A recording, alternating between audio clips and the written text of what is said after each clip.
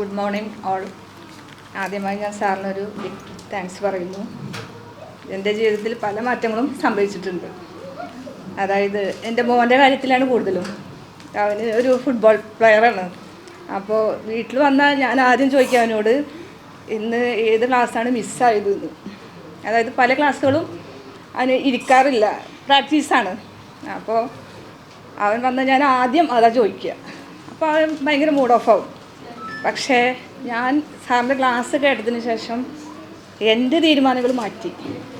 അവനോട് ഞാൻ വന്നാൽ ചോദിക്കും ഇന്ന് എത്ര ഗോളടിച്ചു, പിന്നെ ഇന്ന് എന്ത് ഫുഡാണ് ഉണ്ടായിരുന്നത്, പിന്നെ ഇന്ന് ആരൊക്കെ കളിക്കാനുണ്ടായിരുന്നു, അങ്ങനെയുള്ള കാര്യങ്ങൾ ചോദിച്ചപ്പോൾ അവൻ ഹാപ്പിയായി. പക്ഷേ അവൻ പഠിക്കാനിരിക്കുന്ന സമയത്താണ് പിന്നെ ഞാൻ ചോദിക്കാൻ തുടങ്ങിയത് ഇന്ന് ഏതൊക്കെ വിഷയങ്ങളാണ് ഉണ്ടായിരുന്നത്, എക്സാം ഉണ്ടായിരുന്നോ, എത്ര മാർക്ക് കിട്ടി. അപ്പോൾ സത്യത്തിൽ അവൻ ഹാപ്പിയായി, ഞാനും ഹാപ്പിയായി. അപ്പോൾ സാറിൻ്റെ നല്ലൊരു ക്ലാസ്സായിരുന്നു കേട്ടോ, ഓരോ ക്ലാസ്സും. അതുപോലെ time management class, money management class, അതൊക്കെ നല്ല ക്ലാസ്സായിരുന്നു. മൂത്ത 2 മക്കൾ, മോള് ലണ്ടനിലാണ്, അക്കൗണ്ടൻ്റാണ്, രണ്ടാമത്തെ മോള് ഡോക്ടറാണ്.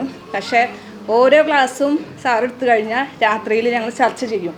അവർക്കും ക്യൂരിയോസിറ്റിയായി എന്താണ് ഇന്നത്തെ ക്ലാസ് ഉണ്ടായിരുന്നത്, എന്തെങ്കിലും ചോദ്യങ്ങൾ ചോദിച്ചോ എന്നൊക്കെയുള്ള നല്ലൊരു ഇതായിരുന്നു ഞങ്ങൾ.